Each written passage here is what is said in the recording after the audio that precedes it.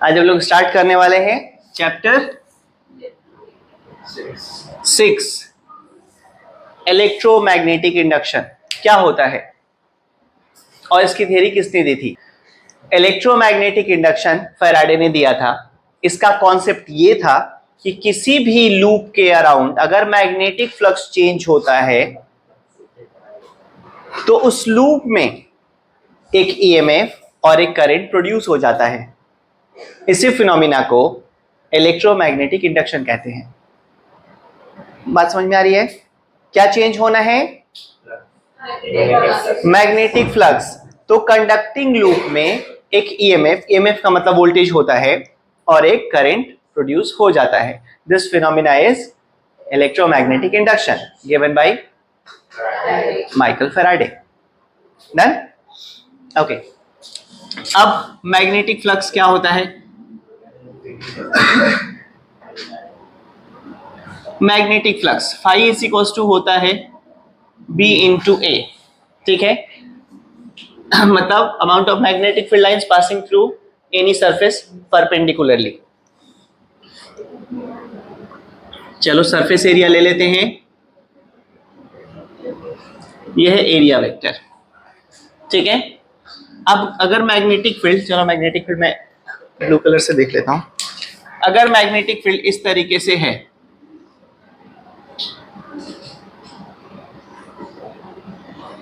तो magnetic field और area vector के बीच का एंगल कितना है? 0 डिग्री। तो यहां पर सारी लाइंस पासिंग थ्रू परपेंडिकुलर है, that is from the surface. दूसरा केस, अगर मैं यही बनाता हूं ऐसे, एरिया वेक्टर तो इधर हो गया। अब मैग्नेटिक फील्ड को मैं लेता हूं किसी एंगल पे,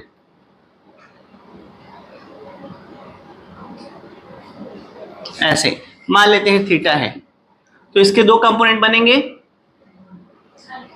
B sine theta and B cos theta.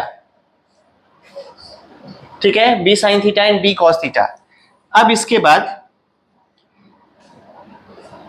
अब इसमें कौन सा फील्ड फ्लक्स के लिए रिस्पॉन्सिबल है? कॉस थीटा और साइन थीटा? कॉस थीटा, क्योंकि वो कंपोनेंट सरफेस के परपेंडिकुलर है। ध्यान रखना, फैराडे लॉ हमने कर लिया है। आज हम लोग इंड्यूसिंग ईएमएफ की मेथड्स देखेंगे, कैसे कैसे कर सकते हैं। तो हमारे पास जो फॉर्मूला है, हमें ओवरऑल करना क्या है, क्या चेंज करना है? फ्लक्स, मतलब ओवरऑल फ्लक्स चेंज करना है। तो फ्लक्स का जो फॉर्मूला होता है बी ए कॉस थीटा, ये होता है फ्लक्स का फॉर्मूला। इसमें हम चेंज करेंगे सबसे पहले बी, फिर करेंगे ए और फिर करेंगे थीटा। ठीक है, तो मेथड्स ऑफ इंड्यूसिंग ईएमएफ में फर्स्ट हो गया बाय चेंजिंग मैग्नेटिक फील्ड। चलो बी लिखता हूं direct, by changing magnetic field. दूसरा, अब मैग्नेटिक फील्ड को चेंज कैसे कैसे कर सकते हैं, बता दो।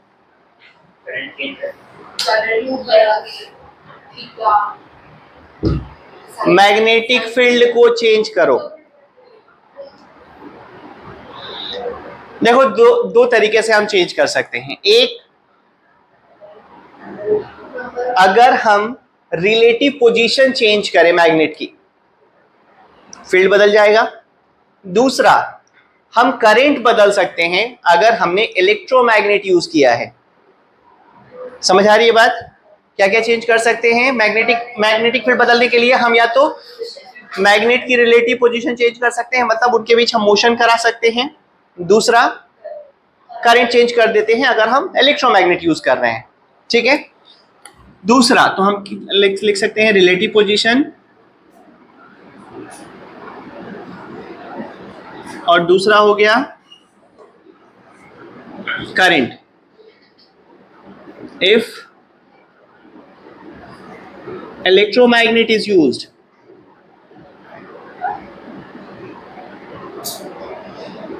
okay. Second, हम क्या बदलने वाले हैं? एरिया। इसको पॉज करो। चलो, दूसरा तरीका क्या है? हम लोग चेंज करेंगे एरिया ऑफ द लूप। अब area of the loop change करने के लिए हमें मैग्नेटिक फील्ड को कांस्टेंट रखा है हमने, और एंगल ऑफ एरिया भी हमें कांस्टेंट रखना पड़ेगा। मतलब हम एक काम करते हैं, हम लोग यहाँ पर एक मूवेबल रॉड ले लेते हैं जो कि कंडक्टिंग रेल के ऊपर प्लेस्ड है, ठीक है। अगर इस रॉड को हम इधर या इधर लेके जाते हैं, जैसे मान लो v वेलोसिटी से इधर लेके आ गया मैं, तो पहले ये यहाँ रहा होगा, छोटा सा डिस्प्लेसमेंट हो गया dx। समझ आ रही है बात? इधर लेके आऊंगा तो ये पहले का एरिया था और अब एरिया ये हो गया, तो चेंज इन एरिया क्या हुआ, ये वाला है चेंज इन एरिया। क्लियर है ये चीज? ठीक है आकृति? मतलब जो लूप का एरिया था वो चेंज हो रहा है, यहाँ पर लूप का एरिया मैं कम कर रहा हूँ, ठीक है। अगर इधर की तरफ ले जाते तो एरिया बढ़ा रहे होते, तो कैसे भी करके हम एरिया चेंज कर सकते हैं। तो एरिया में चेंज समझ में आया कैसे हो रहा है? अगर एरिया वेक्टर हमेशा प्लेन के परपेंडिकुलर होता है, तो अगर इसको हम लूप का एरिया समझें तो परपेंडिकुलर हम ऊपर ले सकते हैं या अंदर ले सकते हैं, तो एरिया का डायरेक्शन मतलब थीटा नहीं बदल रहा। क्लियर है ये चीज? तो बी कांस्टेंट हो गया, थीटा कांस्टेंट हो गया, क्या बदल रहा है? एरिया। इसे हम कहते हैं मोशनल ईएमएफ, मतलब मोशन के थ्रू हम ईएमएफ प्रोड्यूस करते हैं इसमें। अब कैसा? अब यहां पर हम लोग देखते हैं कि ईएमएफ जो होता है माइनस ऑफ, फॉर्मूला हमारे पास ऊपर है तो मैं लिख दूं यहां पर B delta A upon T, चलेगा? छोटा सा टाइम अगर हमने देखा, इस लेंथ को हम ले लेते हैं एल, तो हम लिखते हैं B change in area L into D x हो जाएगा, चलो एक्स ही ले लेते हैं कोई बात नहीं। तो हमारे पास क्या हो जाएगा, B L X upon T हो जाएगा,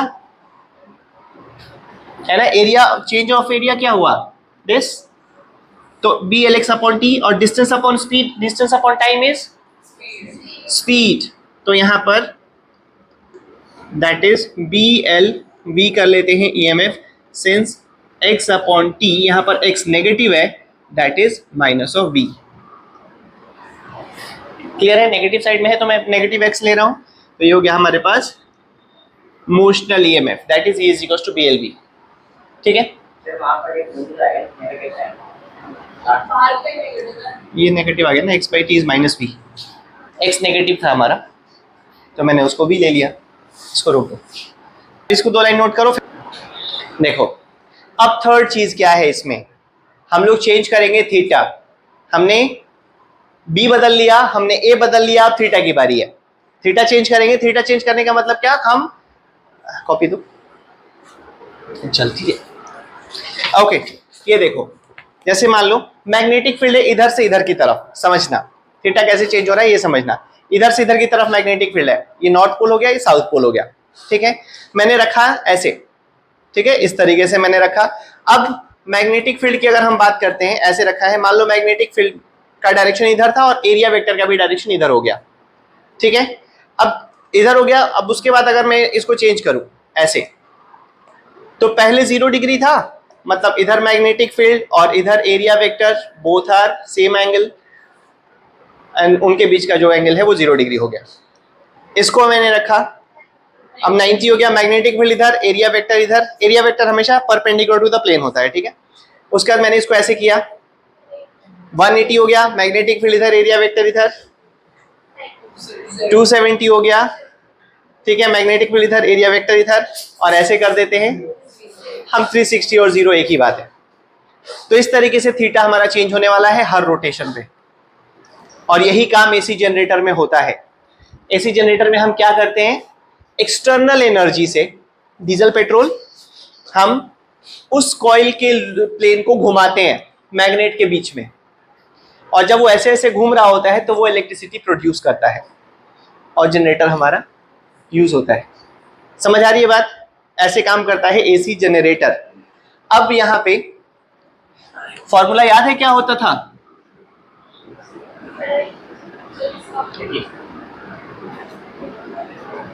फॉर्मूला होता है phi is equal to B A cos theta, ठीक है।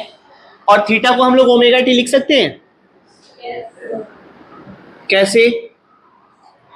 Since theta is equal to omega T, कैसे हुआ? Angular displacement is equal to angular velocity into time, सुना है ना, displacement is equal to velocity into time, then angular displacement is equal to angular velocity into time, ये है हमारा theta. अब हम डिफरेंशिएट करते हैं differentiating with respect to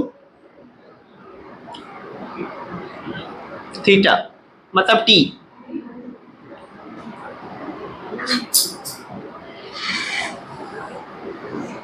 do time कर देता हूं मैं यहां पे, तो क्या हो जाएगा D phi by D T is equal to B A cos का differentiation minus sine omega T. तो साइन ओमेगा टी ये नेगेटिव होता है और जो टी का कोफिशिएंट होता है वो पीछे मल्टीप्लाई हो जाता है। ये डिफरेंशिएशन था। चलो मैं यहां पर साइड में लिख देता हूं, D by D x of cos A x ये होता है साइन ए एक्स इंटू ए, और D by D x minus sine x. Sine x की अगर हम बात करते हैं होता है कॉस एक्स और ए पीछे मल्टीप्लाई हो जाता है। ठीक है, साइन का होता है कॉस और कॉस का होता है माइनस साइन। यहां पर हमने कॉस का लिया था तो हमें करना था यहां पर माइनस साइन थीटा। ठीक है, तो ये हो गया। अब हमें पता है since EMF is equal to होता है minus of D phi by D T होता है ना, तो ईएमएफ इज इक्वल टू ये डायरेक्ट हो जाएगा पॉजिटिव में, B A omega sine omega T हो गया। ये है EMF. If omega T is equal to pi by two then E is equal to B A omega. If number of turns, चलो यहीं पर n मल्टीप्लाई कर देते हैं, if number of turns are n तो हमारे पास क्या हो जाएगा N B A omega. This is what E not लिख देता हूं मैं पीक ईएमएफ। जब थीटा पाई बाई टू हो मतलब 90 डिग्री हो, साइन 91 हो जाता है, तो साइन 91 हो जाएगा तो हमारे पास क्या बचेगा ये। और जब साइन 91 होता है वो साइन की सबसे बड़ी वैल्यू होती है, मैक्सिमम वैल्यू ऑफ साइन। तो उस वक्त जो हमें ईएमएफ मिलेगा वो सबसे बड़ा ईएमएफ होगा उस पूरे रोटेशन का, है ना। तो उसको मैंने डिनोट कर दिया ई नॉट से। तो हमारा जो फॉर्मूला बना is equal to E not sine omega T. Clear है। अब तुम लोगों को उसमें क्या करना है, उसके लिए एक पेज छोड़ना है और कंस्ट्रक्शन लिखना है। मैं एक बार समझा देता हूं कंस्ट्रक्शन में क्या है। चलो इस डायग्राम के कंस्ट्रक्शन पे आते हैं। यहां पर मैंने दिखाया है होल है नॉर्थ साउथ, बीच में कॉइल है। ठीक है, कॉइल नीचे शाफ्ट है जिसमें दो रिंग्स स्लिप रिंग्स लगे हुए हैं और उनके ऊपर दो कार्बन ब्रशेस हैं। अब स्लिप रिंग्स क्यों होते हैं, देखो जब हम उसके कॉइल को रोटेट करते हैं, ठीक है, तो स्लिप रिंग्स जो हैं वो कॉइल के दोनों एंड से कनेक्टेड होते हैं। तो ये स्लिप रिंग्स हमारे पूरे तरीके से घूम रहे होते हैं कॉइल के साथ। ऐसा तो है नहीं नीचे से उसको कहीं हम फिक्स कर देंगे और ऊपर से कॉइल घुमा देंगे तो टूट जाएगा। तो कॉइल के साथ घूमने के लिए एक ऐसा रिंग बनाया जाता है जो उसको स्लिप रिंग कहते हैं। तो एक वायर की पूरी वाइंडिंग होती है, एक टर्मिनल इसके साथ और एक टर्मिनल इसके साथ कनेक्ट होता है, और ये पूरा कॉइल्स और स्लिप रिंग घूम रहे होते हैं एक साथ रोटेशन के लिए। क्लियर है।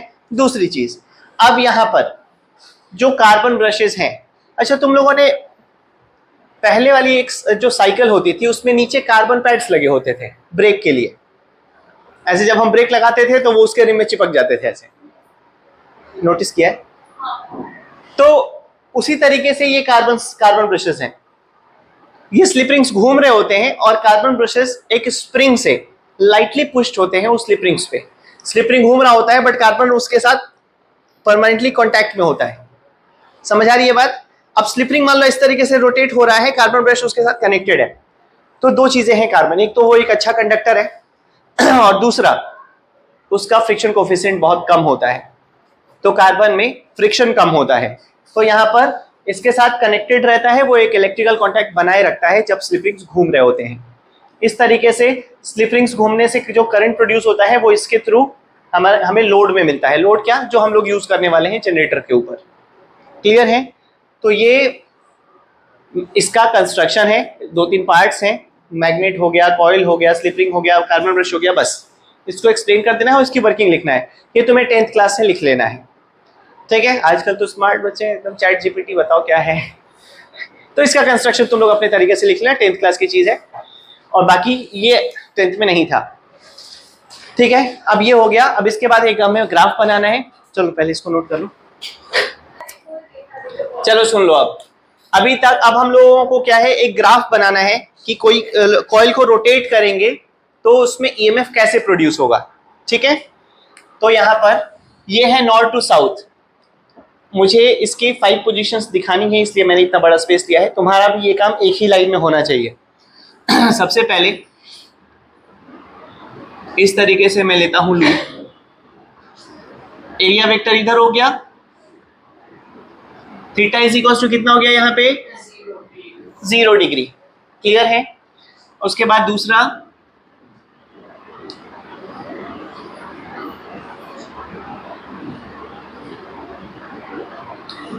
ऐसे लेते हैं, theta is equal to 90 degree. फिर उसके बाद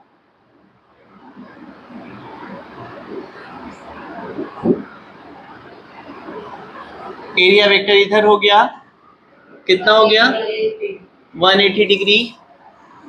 उसके बाद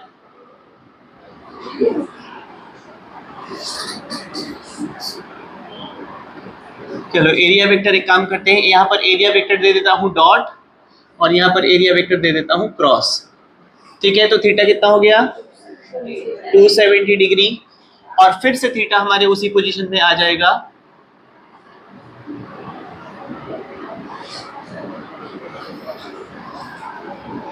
theta is equal to 360 degree. Clear है ये चीज। और इसमें एरिया वेक्टर फिर से हो गया इधर। डन। अब इसको अगर हम लोग आगे बढ़ाएं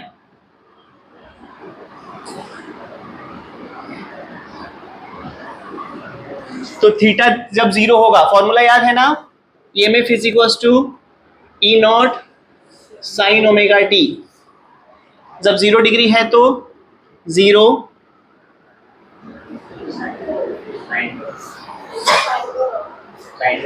साइन का ग्राफ ही तो बनेगा, ये साइन थीटा है तो, है ना। तो ये है हमारा EMF, that is plus E naught और that is minus E naught. Clear है। अब इसको रोक दो। चलो एक क्वेश्चन है, एक रॉड है एल लेंथ का जिसे मैग्नेटिक फील्ड में रोटेट किया जा रहा है। ठीक है, तो इस रॉड के एंड्स पे कितना ईएमएफ इंड्यूस होगा, इस रॉड में कितना करंट जाएगा और इस रॉड से कितना हीट डिसिपेट होगा। ये 3 क्वेश्चन है इसमें। ठीक है, गिवन क्या क्या है, ओमेगा है इसकी एंगुलर वेलोसिटी, एल है इसका लेंथ और आर है इसका रेजिस्टेंस। ये 3 चीजें गिवन है। तो ईएमएफ जो होता है, चेंज इन फ्लक्स होता है delta phi by D t में लिख सकता हूं, delta phi by delta t लिख लेता हूं मैं। चेंज ऑफ फ्लक्स होता है delta phi by delta t. अब इसमें क्या होगा कि डेल्टा फाई, इसमें देखो बी कांस्टेंट हो गया। क्लियर है। और मैग्नेटिक फील्ड जो है परपेंडिकुलर टू द प्लेन है, तो फिर क्या चेंज हो रहा है, एरिया स्वेप्ट हो रहा है। तो एरिया पर सर्कल, एक सर्कल में जो जितना एरिया होगा, तो area swept by the rod, area swept by the rod per turn.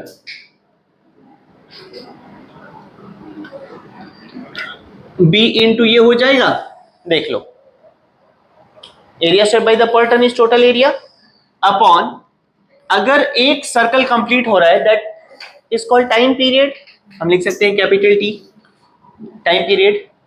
अब बी और area swept that is pi L square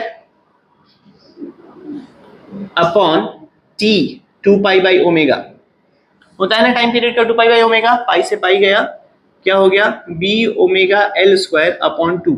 ये है ईएमएफ इंड्यूस्ड।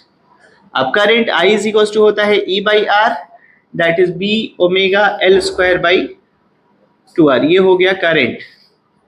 और हीट होता है I स्क्वायर आर, तो क्या हो जाएगा B square omega square L square upon 4r। एक आर कैंसिल आउट हो जाएगा, ये हो गया L power 4, B square omega square L power 4 upon 4r। एक आर इसमें से कैंसिल आउट हो जाएगा। ये हमारा आंसर है। क्लियर है। रोक दो उसको।